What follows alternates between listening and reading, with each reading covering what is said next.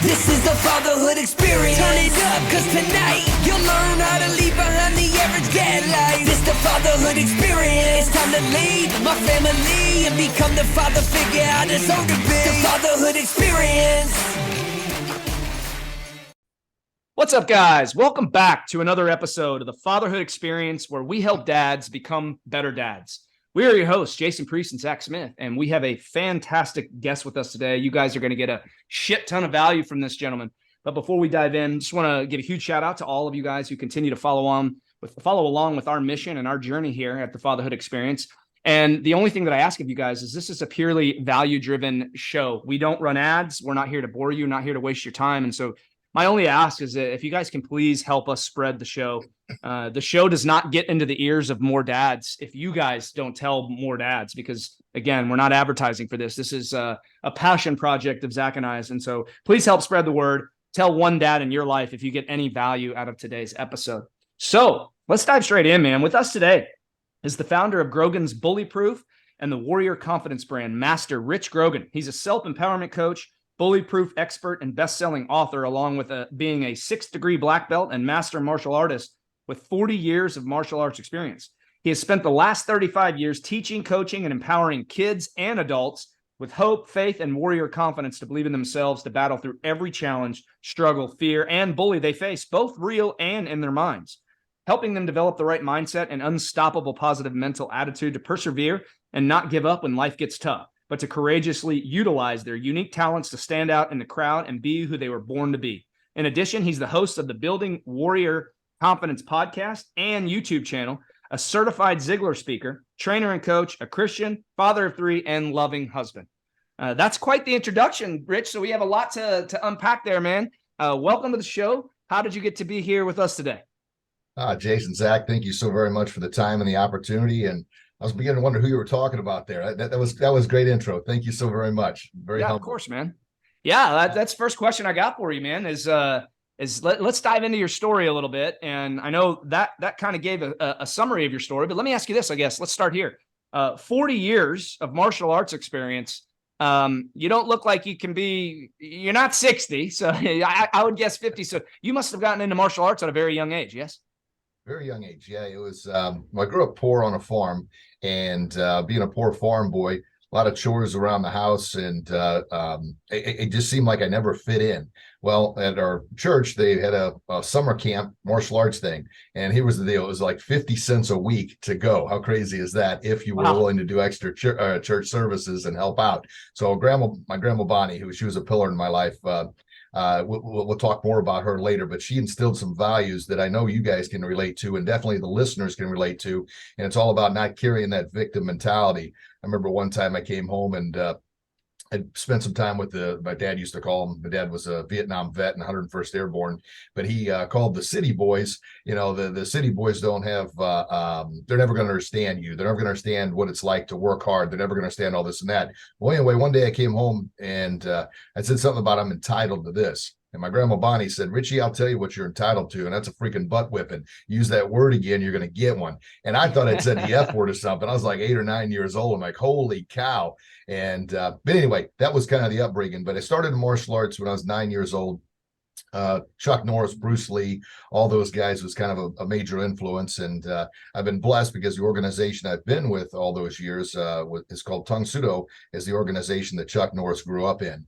And I've had the opportunity to go to Korea 4 different times and train in the mountains. And the big focus on what the Tung Sudo model is, well, self-empowerment, believe in yourself, practical self-defense, but also manners, discipline, and respect, which is something I've tried to instill not only throughout my life, but coaching sports, coaching adults at our martial arts academy for, my gosh, almost 30 plus years. So that's the core principle. But I know we spoke off the air about that victim mentality and how often that is, I call that the bully within. You know, for whatever reason, that bully within wants to remind us that we're not big enough, we're not strong enough, we're not good enough, and tries to beat us down. And if we allow that to happen, then become not only a victim in our own mind, but we walk around and carry ourselves like a victim. And just like in the wild, in the jungle, the lion doesn't go after the strongest gazelle, it goes after the weakest gazelle, and society's going to gobble us up. And unfortunately, a lot of dads have fell victim to that. And then what do? We camouflage that with, oh, I'm fine, I'm tough, I'm this and that, because we don't want to carry ourselves, we want to be perceived as a victim. And then we have that internal bullying going on, and we get nowhere from that. Dude, I love it. I love it. I think there's a lot of stuff we can chat about here. And I know Zach, Zach and I both have young kids, dude. So I'm excited to get into the anti-bully stuff. But I want to say this about martial arts, and I'll drop this, is like, I love that you mention all the, I guess let's call them the not talked about benefits of martial arts, right? Like, you hear martial arts, like, you're going in to learn this skill of self-defense, right? But man, the discipline, the respect, all of those things that come along with it. I mean, we had my 8-year-old in karate, taekwondo, and he got up to a green belt, and he enjoyed it for a while until he did the green belt, and now he's tapped out. He's like, I'm ready to move on to something else. But the one thing I'll say from that is that the discipline and the respect is a huge component of that, and that's really, we wanted structure, we wanted all that. However, unfortunately, we were in his instructor, I'm just going to throw this out there.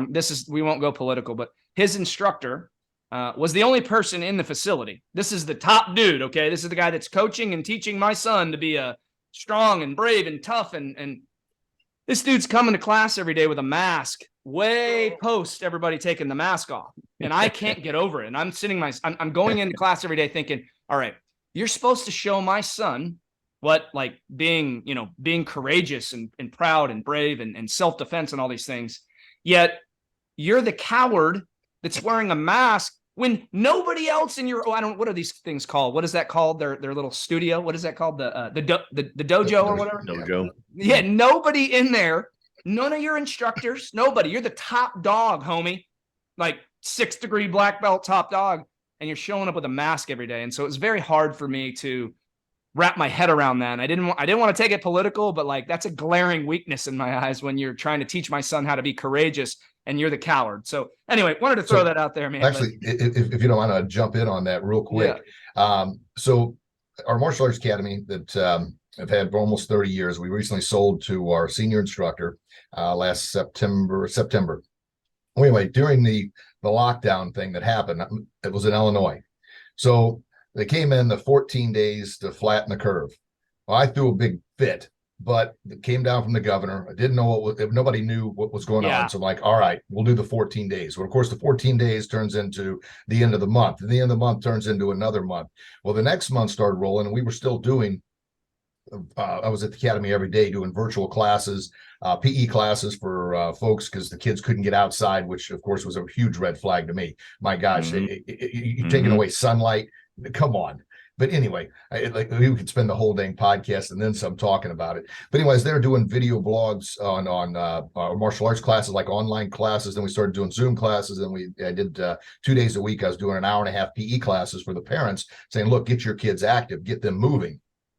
After about a month and a half, 2 months of that, I told my wife, we're opening back up. That's all there is to it. Now, this is Illinois. We opened back up, and we started having people coming back in. And I said, look, it's freedom. You wear a mask if you want. I'm not wearing a mask, and I'm certainly not putting a gosh darn sign up. And we didn't. Well, I got a letter from the health department threatening to throw me in jail for a year and a $2,500 fine. Then I started getting routine visits from the police department. The same police department I'd worked with for over 25 years, training their cadets, working with their youth academy, coming in saying, will you put up a sign saying, we sign these papers. They dropped off a list of papers that I was supposed to sign, that I would put up a sign about masks. And the guy that came in, I'd known for 20 plus years. And I said, Charlie, I'm not going to lie to you. I'm not going to do it. This is my house. Week later, another cop comes in and says, well, I see you haven't put up the sign, you haven't signed the papers, I'm here to arrest you. And I said, okay. I said, I'm not going to fight you, but I need to call my wife for her to come and, be here for classes tonight. Yeah. And he goes, well, why can't you just comply? I said, well, you tell me, why are you doing this? He goes, so wait, he wanted to use the threat in hopes that you were going to comply. Yeah. And I said, look, man, I said, and I pointed to our creeds on the wall, and the second line of our creeds say, with honor and integrity, I'll stand up for what is right and protect those in need. And I pointed at that. I said, I wrote those over a decade ago. And I said, at no time did I ever think it would be for a time like this. I said, but it is. And his reply was, how are you protecting people by not wearing a mask. I said, I'm protecting our freedom. If they want to wear one, they can. I said, but I'm not wearing one. And I'm not going to require anybody else to wear one because, one, I don't believe in it. And I kind of went on my little tirade about the CDC and, when you take away the health clubs and you take away the sunshine. But he goes, well, I guess you left me with no choice. I said, all right, well, sir, I said, I'm not going to fight you. Let me call my wife. And he backs up again. He goes, I can't believe you're doing this to me. I said, well, let me ask you this one question. I said, why are you doing this? He goes, I'm just following orders. I said, you know who else? You know who else was following orders? 1936 Nazi Germany. He goes, you calling me a Nazi? I said, no, sir, I'm not. I said, but I'm just telling you, I'm standing up for your freedoms like everybody else's. Well, he storms out of the door and then comes back in and says, don't be surprised, we're not here to arrest you tomorrow. I said, okay. So he left, let my wife know. The next day, I get an email from the chief of police. The same chief I have every Thursday prior to this thing, Rotary lunches with, sit at the same table, would help him with problems with the police department. And I'm thinking, oh my gosh, so I go out and hit my equipment for about an hour, get a heck of a sweat going before I dive into this email. And I read it and it says, Dear Mr. Grogan, thank you for all your help over the past 25 years with the Edwardsville community. We really appreciate it. Period. I'm thinking, oh boy, here it comes. He says, don't make us look bad by going on the media, but you keep doing what you're doing and we're not going to bother you again. Hell Man, yeah, dude. I nearly started crying when I read that. Hell I'm yeah, like, dude. That's called standing in the line, man. Hell well, yeah. The reason I bring that up, sorry it took so long to get to the point, was I've been in the town, I don't know how many, 25 years. We won business of the year, and then I've given how many presentations and speeches at every Rotary function, every school, and word got around town. Now, we got our first negative comment ever on social media, on Facebook, and it was, he talks about respect, but he's trying to kill our kids. But our parents jumped in. But anyway, we grew busier than we ever have, ever, and the whole time we were there. And the reason all these parents kept coming in and said, I want you to teach my kids how to stand up for themselves like you stood up. Now, I didn't go on and blast the police officers. I have the utmost respect for police officers and law enforcement.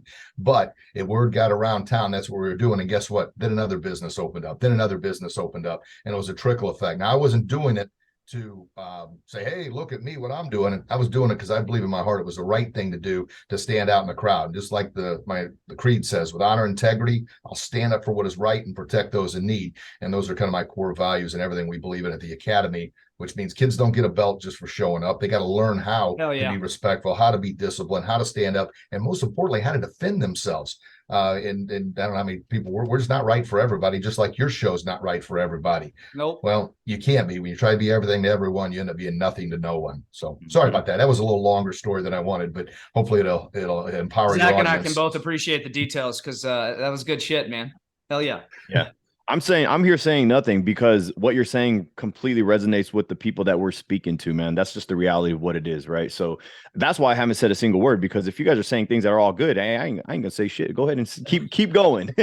Keep going. That's exactly what we've been talking about. When we've talked about this, and it's funny because we said, hey, we don't want to get political, but hey, surprise, surprise, here we are again.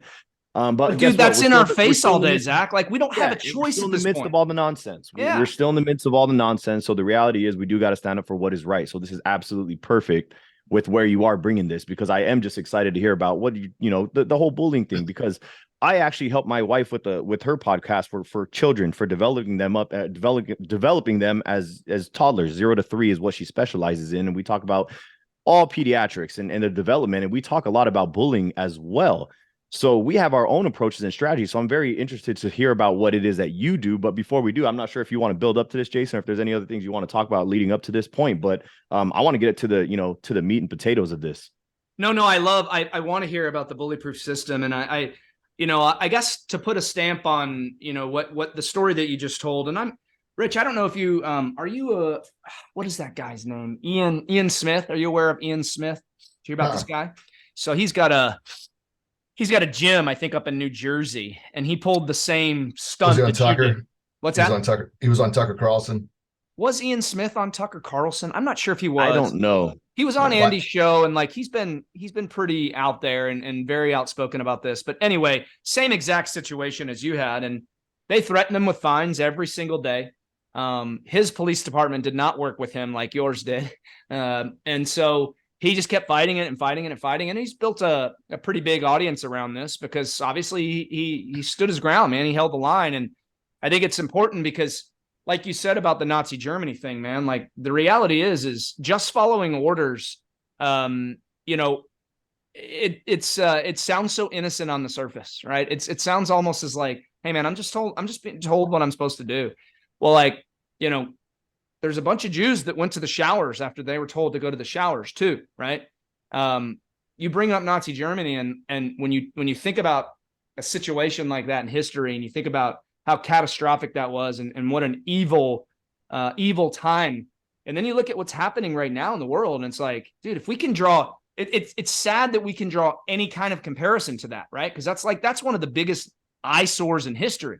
And when we look at COVID, and you pull back the layers of the onion, and see really what the agenda here is, with the World Economic Forum and all that's going around that, it just saddens me that we can make that kind of a comparison, right? It's like, we're looking at a very similar situation as Nazi Germany. Like, the fact that I can roll that off my tongue, and it's a very close analogy, it just saddens me to the core that we're here. And so that's all I'll say about that. I commend you for doing what you did, dude, because you're a very small person. You are in a very small percentage of people that would have the spine to do that, dude. I mean, there's a lot of spineless cowards out there who are business owners who have lost their business now because they just followed orders, right? And now they've lost their whole life because their business is gone now. So I appreciate you sharing that, dude, because it's very admirable that you stood your ground like that.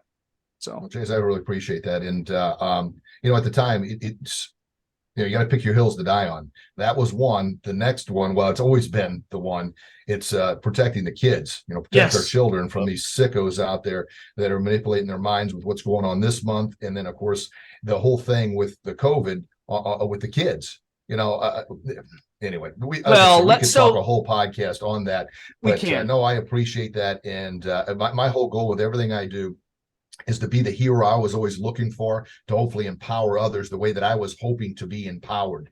Now, my dad empowered me. He was, like I said, Vietnam vet. He was over there at 68, 69, 101st Airborne. He provided mortar support to Hamburger Hill. So he's been a mess since day one.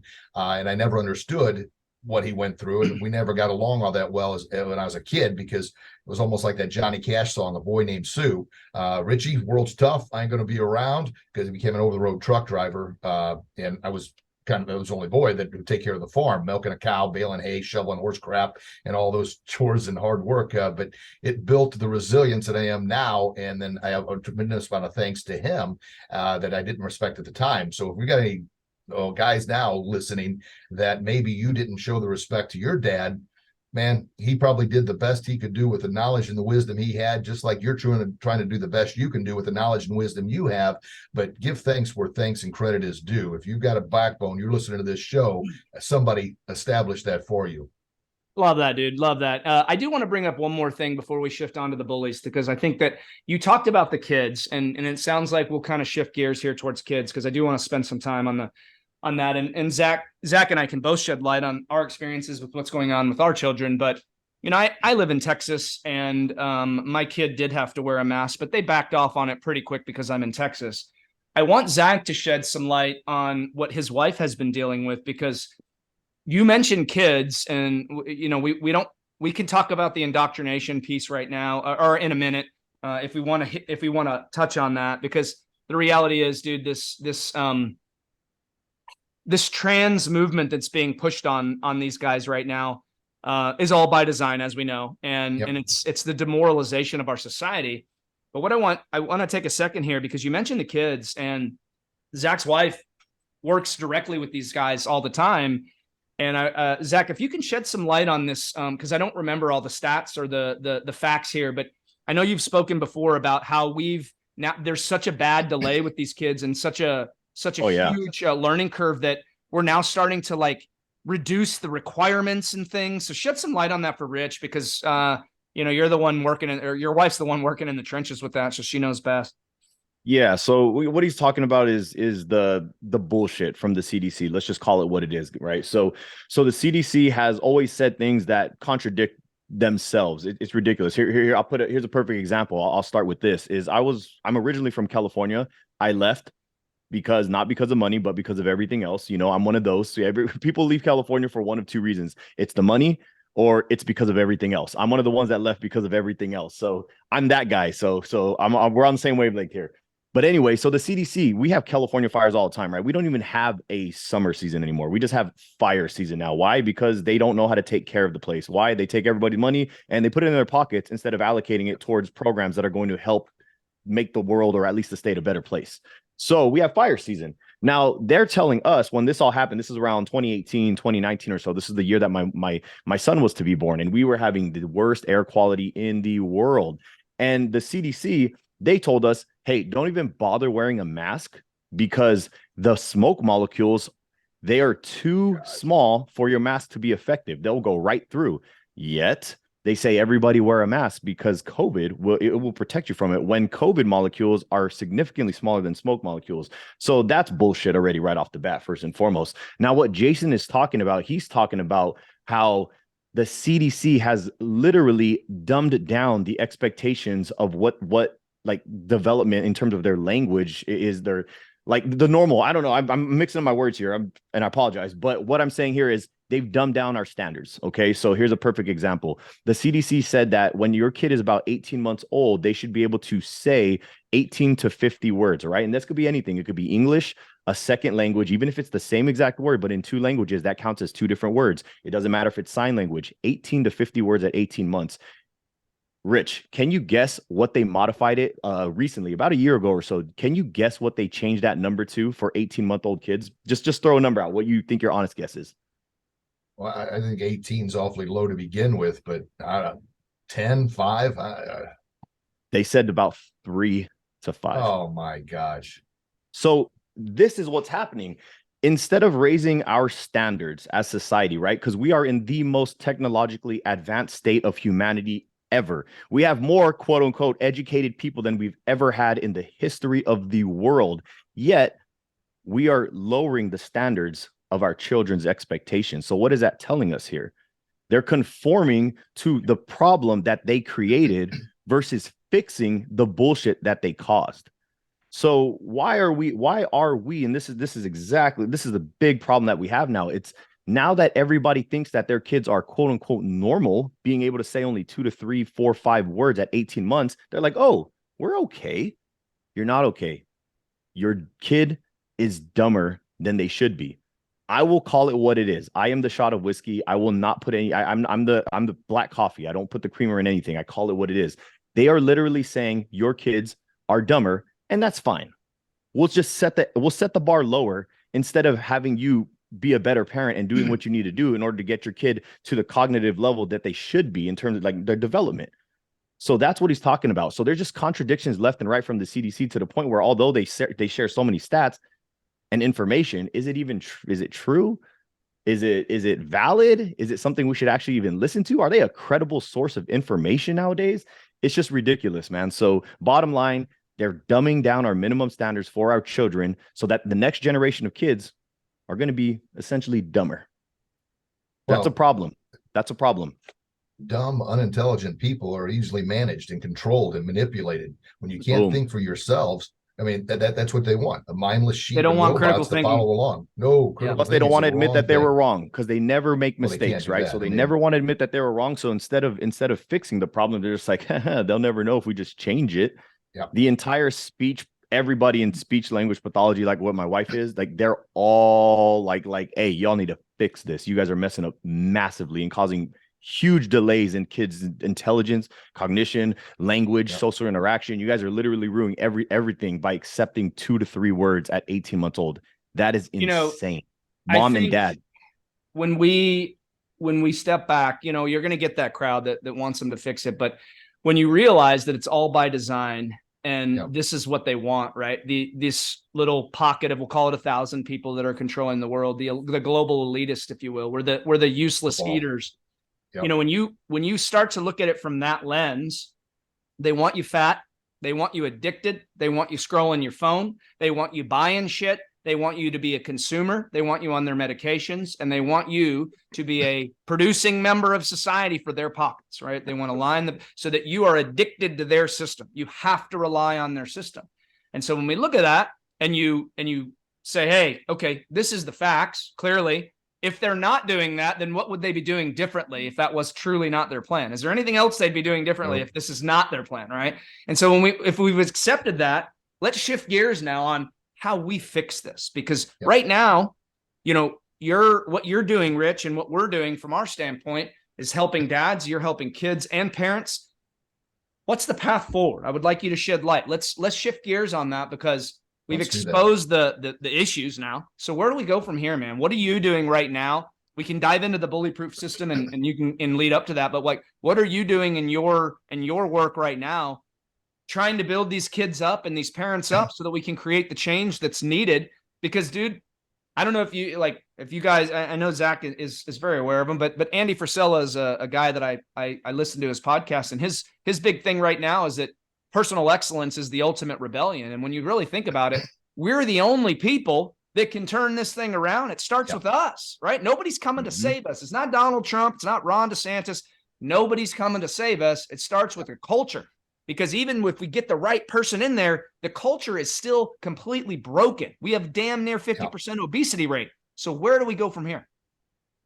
Bang. That's a lot. In the last couple of videos I just launched for the YouTube channel, one was called the lion attitude and lion mentality. And you could take a lion, and a lion could lead a group of sheep and empower those sheep to stand up, to rise up, to be who they're born to be, or raising those standards, raising those expectations, helping them believe in themselves by one, and the most important thing, giving them the self-respect, self-discipline, and self-worth. The only way those things are gained is by earning it, not getting a free trophy, not getting a free grade, not getting a free belt because mommy and daddy are crying at the martial arts academy. The kids got to freaking earn it, but the parents have to be one to set the precedents. They can't be the ones whining and complaining. The second point on that is the standards and expectations. Obviously, if they continue to plummet, what does that say for us as a society, and what's going to happen to us? Well, we're going to continue to plummet with it, because people that aren't critical thinkers, aren't willing to work, they're easily manipulated, they're easily controlled. I mean, just think how quickly everybody fell in line with the vaccines, which, you know, everybody to their own there. But there's no way in hell I'm taking a shot with these sicko wackos out there. So no. That's my stance on that. Same with the mask. The same stance, dude. You wear it, that's fine. I'm going to ask you why, and if you're not going to give me an answer that's you know, whatever, to each your own. But the point is, and if I could, Zach, I want to for your wife there. Now, I was a PE teacher for 11 years. So I had in Illinois, and I loved it being a PE teacher. And I had a martial arts academy at night, and I also helped coach my son's baseball, football, and hockey team. So that was fantastic. But I sat in, even though I was a PE teacher, which was great, because I just had a great time with the kids, working them out. Even little girls we're doing push-ups, and they'd be on their knees. I'm like, what are you doing? She goes, oh, I'm doing girl push-ups. I said, are you trying to tell me that this boy's better than you? Well, heck no. Then get off your knees then. Do them like this. Well, they're harder. Well, by the end of the year, those little girls could pump out push-ups just like the boys. Zach has a little girl on the way, and I can damn sure guarantee you that his girl's not going to be doing knee push-ups. No. and teach them if you don't have physical strength to get there, but there's nothing to keep these girls, but somebody planted a seed in their mind that you're going to do girl push-ups, or you throw like a girl. So I teach little girls how to throw a football and throw a perfect spiral and this and that. But my whole idea was empowering them to believe in themselves and not let anybody ever put them down. And I've got a daughter who's 19. Oh, I'm sorry. She just turned 20 yesterday, or 2 days ago. So she's 20. But my whole goal with raising her was no boy's ever going to take advantage of you or treat you like crap. And the thing to go with that on, Zach, built that in your daughter. But remember, when she becomes a teenager, that she's going to take a lot of that and try and turn it on you. So don't allow that to happen. Yep. I'm fully aware. But he's giving you some 10-year to 12-year advice. Yeah. Well, here's the book I was going to mention for you. This just launched 3 or 4 months ago. It's a kids' positive affirmation book. That's my newest book. And it's all about empowering kids to believe in themselves. So what I did was I took every letter of the alphabet and put a positive affirmation with that. Like A, I have an amazingly awesome attitude. B, I am brave and bully proof. C, I am courageous and confident. D, I am determined to do my best. So my whole idea behind this was to, just like we talked about, these kids are being manipulated in one way, especially this month. Well, this is all about teaching them the ABCs, but teaching them positive affirmations to, what I like to say, strengthen their bully-proof armor. So not if, but when somebody tries to bully them, not only their mind, but bully their heart, steal their heart, because they're sharing, they're being kind. You know, we teach our kids to be kind, to be respectful, have good manners, to share our toys, and to help out those that don't have friends. But then we launch them into the real world and we find out, holy crap, nobody plays by those rules anymore.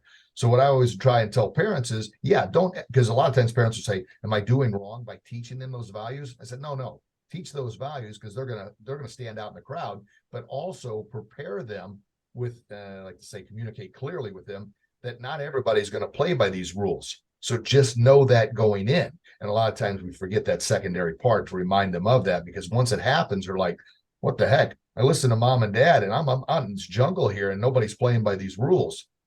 So that's kind of a huge, I've got the ABCs to become bully proof, which is kind of what I believe was something we've taught at the Martial Arts Academy for years, in alignment with the manners, discipline, and respect, and earning self-worth and self-discipline. The A is awareness. Awareness of what the heck's going on around you, awareness of what your kids are being taught, being aware of what's going into their little mental gardens, and then being aware of what's going on around them. And then most importantly, which is hardest for us dads, being aware of what we're saying and what we're doing, because our kids are little sponges. They suck all that up. And a lot of times they suck up the things we wish they wouldn't. But awareness. And then the secondary A is avoidance. Avoid anything that could potentially do bodily harm. Now, I'd never say run from your troubles or struggles or challenges. Stand up to them, but also realize at the same time, you know what, allowing this month to plant seeds in your kids' minds. No, avoid that nonsense, but then communicate with them on why you believe and know what's happening, so they have an understanding of it. Because Zig Ziglar would always say, if we don't teach and train our kids with the values that we want, society's going to teach them the values we don't. Yep. So, but public education will indoctrinate them, dude, into a consumer. Right. Consumer. Yeah, I love that we're talking about your alphabet book during the Alphabet People Month. You keep saying this month. Before we get too sidetracked on that, guys, I want to talk about that book that you have out there, because I think that's absolutely amazing. My wife and I, we actually have a children's book line that's going to be down the line that we have the framework for as well.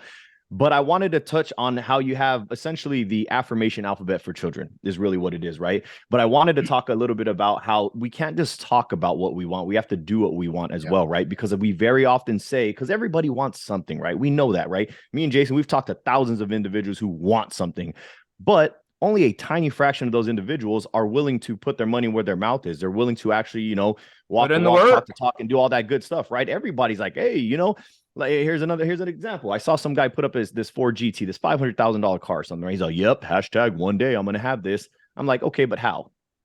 I'm just saying, well, yeah, exactly. You don't have a plan. You're just talking shit. All right. If you want to actually get something done, let's speak it first, because the reality is you got to convince your mind that it's going to happen. Right. And you have to know where the bullseye is, because if I don't know where the target is, guess what? I'm never going to win, because I don't even know what I'm aiming at. So you have to know what you want. But the reality is you can't just say that. We live in a world and a society nowadays where everybody's like, yeah, you deserve it. You're the best. You're amazing. You're number one. So we're talking about participation trophies. That's what the culture that we are building in America. And it's full of crap. I love the affirmations, but what most people don't understand is that affirmations without actions just makes you nothing but a dreamer. And the problem with being a dreamer is, if you're a visionary and that's your important role in a business, awesome. But most of these people are dreamers without action. So all they end up doing is growing old and living life full of regrets, because they had all these wild ambitions and they did absolutely nothing to chip away at that, to actually make it happen. So I wanted to talk a little bit about that. And I wonder if this is part of the bullying program or what it is, but I just wanted to make sure that everybody took note of that. Guys, you can't just say it. You got to do it. Because if you're better off not saying it at all, because if you say it, you just set an expectation for yourself. You just set an expectation higher than you had before. And if you don't do anything about it, that's going to actually make you feel worse than if you had no goals whatsoever. So let me throw this little blurb in there, because Zach, we talk often about leading by example, right? And we say it all the time that kids do what we do way before they do what we say, right? But Rich, you mentioned something about they soak up stuff like a sponge, and I just wanted to throw this example out there, because I was in the kitchen. I'm in my mother-in-law's house the other day, and so I don't know where to find shit, right? Like, it's all scrambled. So I'm in a mad dash trying to get my youngest a snack. Like, I'm trying to find bread, making a sandwich. And I'm searching around. I'm like, where is this? I'm having to call my wife. And he hears me. I'm in the bread. I go in the pantry and I'm like, where the fuck is the bread? And I don't cuss around my parent or around my kids. I have an 8-year-old. I don't cuss around him. The 2-year-old, I've been a little bit loose because he hasn't been saying it. So I come back in the kitchen. He goes, Daddy, where's the fucking bread? And I'm like, can't say that anymore. So wife will be talking to you about that tonight. So anyway, I just wanted to throw that out there because they are sponges, but I can't overemphasize the point of the leading by example. And so when Zach's talking about you got to do it, and it's not just about affirmations. Well, like our job as parents and our job as fathers is to actually go do it and go pursue the shit that we're telling our kids to go also pursue. Right. So love to get your insight on this, Rich. Yeah, absolutely. Affirmations are a starting point of, I always like to think, if you want, just say you got a garden and you want strawberries, well, you got to plant strawberry seeds in that garden in order to get that strawberry plant. You plant onion seeds, regardless of what kind of prayers and rain dance you do, you're not getting strawberries, you're getting freaking onions, right? What you plant is what you get. What you sow is what you reap. So my whole goal with the little kids affirmation book, one, teaching them the ABCs at a very young age, but also teaching them along with that how to believe in themselves, because it's not a matter of if, but when some little jackwagon's going to try and bully them, or when someone's going to tell them they're not big enough, they're not strong enough, or whatever else, or try and steal their toy. I want them to believe enough in themselves. No, I am brave. I am bully proof. And it's all about, it starts here and then it radiates out. I like to say bully proof starts from the inside out. You've got to be right up here, right in here, because before you ever try to fix anything out there, because out there is broken. And I mentioned earlier, if we don't take our active steps and now in helping our kids, acknowledging our kids, empowering our kids, making them earn it, regardless if everybody's getting a trophy or not, no. Because you know what? I want you to work for it. I'm going to have you do some extra work around the house because I want you to know the value of working for something. And dads out there, a horrible word you can say to your kids. And I heard this a lot growing up, but a different mindset now is don't tell your kids you can't afford something. Say, what can we do to work toward it and earn it? That plants the right seed in their mind. Oh, I guess we're just poor, we're oppressed, or a victim. No, get that crap out of there. What can we do to earn it? What are we going to do to earn it? And I always encourage my daughter, son, they pay their own car payment, pay their own insurance. Now I help them get their cars, but it was all about setting the precedents and going through finances, understanding what they're going to have to pay. And, well, I can't afford this one. Well, what can we do to make sure you can? Or maybe we start off with a little more humble car as opposed to something else, but planting that seed of working toward it. And it's kind of been the same thing all along. They got their black belts at the academy, and I was rougher on them than anybody else simply because now here's another warning for some dads. Don't use your kids as an example to, and I'm saying this with the utmost humility I can, to inflate your own ego.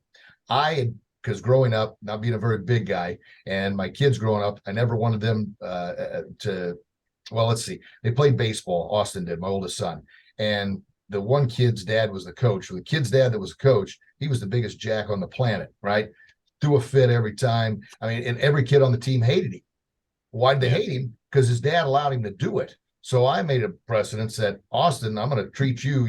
Nobody's going to want me to treat their kid the way I treat you. So I went way, way overboard with it. I mean, I'd make examples out of him, even like 8 or 9 years old.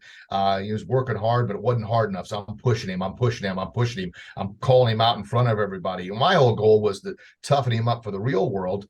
But at the same time, I was really kind of stroking my own ego. I look back 20 years later now and I kind of went about that the wrong way. Now, the goal was to toughen him up, but at the same time, I went way, way overboard. So dads, find that balance. Don't give in. Definitely don't. You don't want your kid to be hated because you're the dad and he's playing shortstop and he's a little jackwagon. Don't go there. I don't think anybody listening to this show is going to go there, but it's just a reminder. But also have that conversation with your kid when they ask that question. Well, why does Johnny get to do this? Well, you could go off and say, well, because his dad's the coach and he's a jerk and that's this and that. Talk to him. These are all things I've said. So as I've gotten older, I try and do a better job of communicating with my third son. I screwed up with my previous 2 kids. So the third one, I'm going to make it right. Now they've grown up pretty good, but communication. And, I talked about the A and the ABCs, awareness, aware of all the things that we're doing that could be screwing them up. The B is believe in yourself and what you say, be convicted, but also believe enough in yourself to be humble. If you screw up, just say, hey, I screwed up. I'm a human being. I'm doing my best.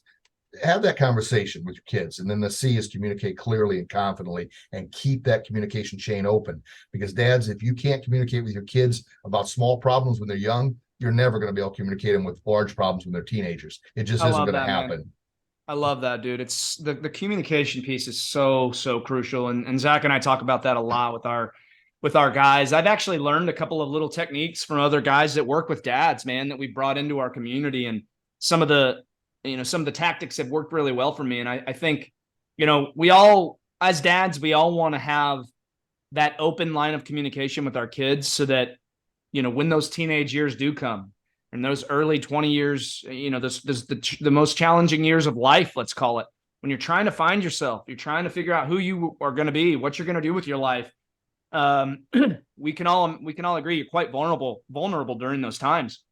And as fathers, I think all we can ask for is that we raise our kids in a way where they actually feel comfortable and they're not scared to come talk to us when shit hits the fan, when they decide to get drunk and they don't want to drive home from a friend's house. Or they do go out and they sneak out and they get in trouble and they call you and they need your help, right? Like you got to get that trust factor with your kids so that, when those times come, man, they're turning to you and not turning to, worse scenarios. They're not turning to a gang, or they're not turning to, worse drugs or things that are other outlets for them. And man, it's such a crucial concept to nail down at a young age, I think.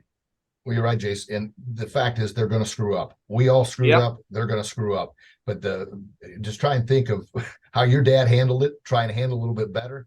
And I'm 52. I don't think that's going to be a problem. And my dad is. We got some rocky times, but the bar wasn't real high for me, and so I think I'm doing my best, dude. But like you said, I fucked up a lot. I'll own it, man. I spent my 16th birthday in a drug rehab, so. Not exactly what I want my kid doing at 16. No. So you've had a lesson now. You've been through it. You know how to help your kid. He ain't getting away with shit. I can tell you that. So Now, another one I'll drop on Jason, Zach, and then all our listeners there is when I was growing the business, my family became second priority. Now, it was never my intentions, but they did. And one of the biggest regrets I have now is, I literally have to buy time with my older kids, Austin and Madeline, 23 and 20 respectively there, meaning, hey, I'll fill up your tank of your gas if you just spend some time with dad. Now, they're busy with their own lives. Yeah. But one of the biggest regret I have, and this is always a stinger, it's in a minute, buddy. Because I remember I was working on, the curriculum at the Martial Arts Academy or whatever the heck I was doing. And I tell you, I don't remember what I was doing at the time, and you'll never remember what you were doing regarding work, but you always remember not spending time with your kid. And Austin would come, hey, Dad, can we go play catch? Oh, buddy, in a minute, I'll get to you. He'd run off, come back. Hey, has it been a minute yet, Dad? Oh, gosh darn, but I'm almost done. Just give me another minute. Next thing I know, he's asleep on his glove in the floor in my office. And I'm like, gosh darn it, tomorrow I'll be a better dad. I'll do a better job. I'd love to lie to you and say that I was, but it took how many times? So it wasn't too long ago. I don't remember what it was. It was recent. I'm working on something. My youngest son, Emmett, who's 14 now, he came, hey, Dad, let's go shoot some pucks in the garage. And I'm like, oh, buddy, I got to get this done. Well, he comes back, and my wife's with him. And she goes, are you about to tell him in a minute, buddy? I'm like, I'm done. I'm out. Oh, wow. I don't know what the hell I was working on. That was a gut punch. Yeah. So one more gut punch, especially Zach, who's got a daughter coming. This was 4 or 5 years ago at the Martial Arts Academy. It was a busy night, and I'm going between mats. We got 2 mats classes going on, hundreds of people in there. And my daughter says, hey, Dad, can I chat with you? And I'm like, well, what's up, sweetie? It's really busy right now. She goes, we just have a chat. So I'm like, all right, well, let me take care of this. Go and take care of a couple of things, come back. And I say, all right, what's up? What's on your mind? That's how I address my beautiful daughter who wants to talk to her dad. She goes, can we step in your office? I'm like, all right, Madeline, make it quick. So I'm blowing her off. Shut the door. And she goes, hey, Dad, we all realize that we're not the most important thing in your life, but do you think you could spend a little time with us? Ooh. That made me cry, dude. Holy shit. I've been hit by some freaking big men before. I've never been dropped that bad. No. And of course, I get emotional every time I say this, but I say it, and used to never talk about this, but I talk about it now to help other dads not make this same mistake and be this many years later and it's still a gut punch. It's and I go, well, man, well, no, you are important. You are this and that. I love you more than anything. And I do. But her whole thing is, love to a child is spelled T-I-M-E. That's it. Mm-hmm. Time. Mm-hmm. And to make matters worse, I was talking about this and my wife says, She goes, is that the first time Madeline's ever said that to you? Oh, yeah, it's the first time I ever heard it. She goes, no, she said it to you 2 weeks ago in the car, but you totally blew her off then.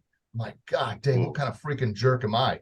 Now, I say all this stuff, which I never, they used to never talk about, but I'm more transparent and humble now because I don't want other dads to make that same gosh darn mistake. Because that time with the kiddos is valuable. Dude, that's called growing up as a man, dude. And it doesn't matter when it happens in your life. Doesn't matter if you're 25, 35, 55. We all grow, man. And that's it. And like every day, the fact that you're paying that forward, and you just gave Zach some 12-year advice, man. Zach, yeah.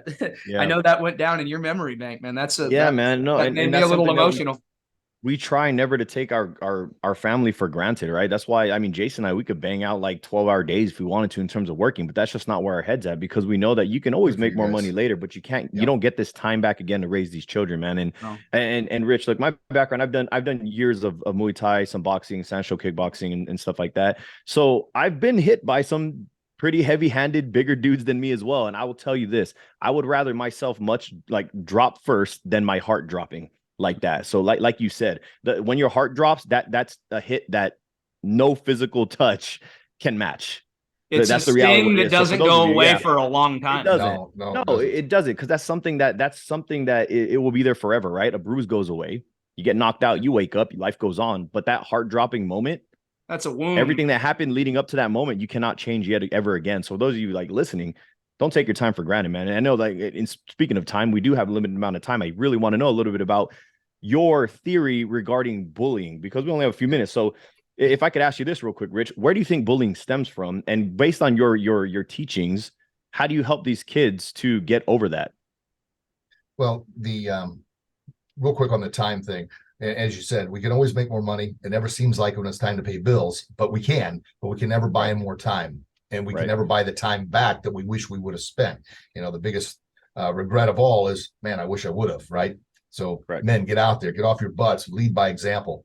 So the bullying, the other book I just want to throw out there, Becoming Bully Proof, that's the bestseller. It's me as a 12-year-old meeting me 40 years later as Master Grogan. We go on a journey together where the older me is helping the younger me learn everything I wish I would have known. And the biggest thing that I've learned over the years is bullying stems from lack of self-respect. You know, happy, healthy people aren't bullying others because happy, healthy people are trying to help others. Hurt people that have no respect, no self-discipline, they don't believe in themselves, they've been hurt by someone else, they're the ones that hurt others. So bullying is more of a behavior than it is a person. However, if the person continuously repeats that behavior, then that's who they become. Like, we don't say somebody robs a bank, yeah, that's a behavior, but that's a bank robber, right? Someone continuously bullies and hurts someone else, well, then they become a bully, even though it is a behavior. But it all stems from lack of self-worth, lack of self-respect, and a majority of the time is jealousy. Now, when I was a kid and I was being bullied and somebody said, oh, they're just jealous of you, I'm like, why would anybody want to be jealous of me? I'm poor, grew up on a farm, I got to milk a freaking cow. I get laughed at because, oh, Richie's so poor, can't even afford milk. He's got to milk his cow, you know? So that was it. But as I got older and obviously started to realize what's going on, and by the way, jealousy, listeners, don't ever, ever, ever envy or be jealous of anyone else. To me, jealousy is the weakest human emotion you can have, because you're saying that someone's better than you and you can never be that good. You can never be that great. That's a crock.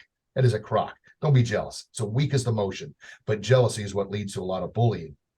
And then, of course, what the bully does, they try and steal your self-respect, your self-worth, your self-value, and then they plant a seed in your mind. A speech I gave not too long ago is I took a $100 bill and I said, hey, what's the value of this $100 bill? And everybody said, oh, it's $100. What can you do? Buy $100 worth of stuff. So I crinkled the $100 bill up and crinkled it all up, threw it on the ground, stomped on it, pulled it out. It's all wrinkled up. What's the value? Still $100.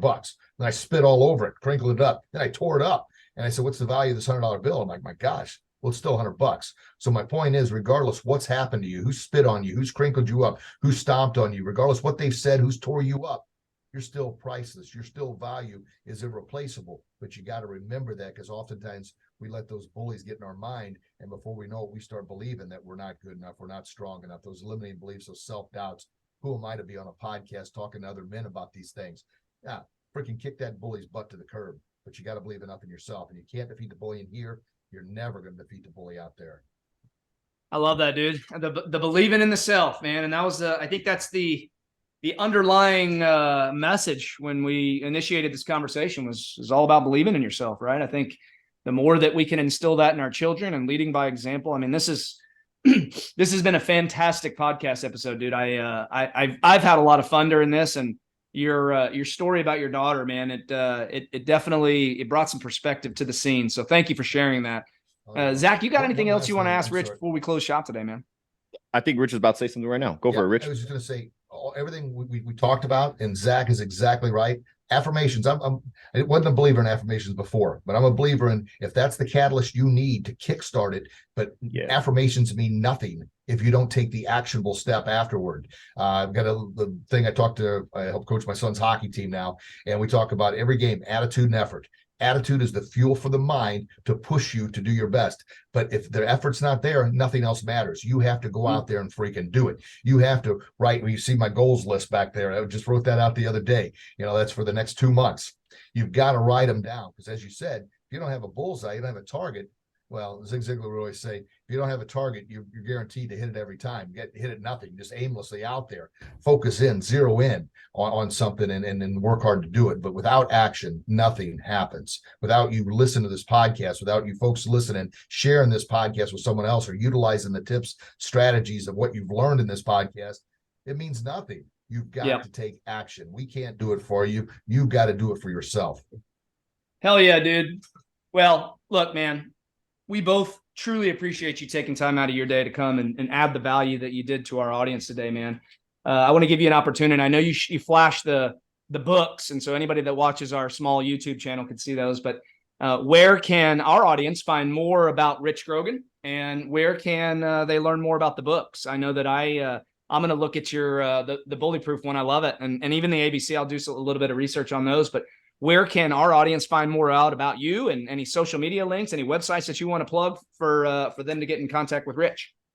Absolutely. Well, first things, Jason and Zach, thank you very much for the time. And when we're all done here, zip me your addresses and stuff and your kids' names or future names, and I'll personalize the books and send you a copy of each of those. So you guys have a copy, and then maybe jump on Amazon and give it a little shout out and a review. Well, that's where you can find the books on Amazon. Rich Grogan. You can go to our website as well. It's Grogan's Bully Proof, or the other one is warriorconfidence.com. They both lead the same direction. Our podcast is Building Warrior Confidence, and that's also our YouTube channel name as well, so you can check that out. Everything links together. Grogan's Bully Proof is the name of the business, but our new brand is the Building Warrior Confidence, and the whole mindset and idea behind that is you're going to build that, not just confidence, but warrior confidence, to bring that inner warrior out, to believe in yourself, to stand up to any bully you face, both real and in your mind, but also to overcome any battle, challenge, fear, struggle you're going through, because you got to be at your best in order to be the best dad, in order to serve it the best. And if you're not, boy, what kind of leader are you? You've got to step it up. And there's days when we got to shut the engine down, and that's okay. But we also know when we're out there in front, we got to be the leaders, because if not, as I mentioned earlier, we raise our kids the way we want it, or society's going to raise them the way we don't. So step up, guys. More, dude. Hell yeah. Right. Well, that's right. Thank you so much, dude. This was a lot of fun. We both had a ton of fun with you. Could definitely see an opportunity to put another one on the books in the future, dude, and bring you back and reach out anytime, fellas. I appreciate it. A lot of stuff that we can jam on. So as Rich said, man, share the show. If you guys got any value today, just share the show with one dad in your life who you know will get a benefit out of listening to today's episode. And you guys get out there, crush it this week. Today is Momentum Monday, and we'll see you guys in our next episode. Take care.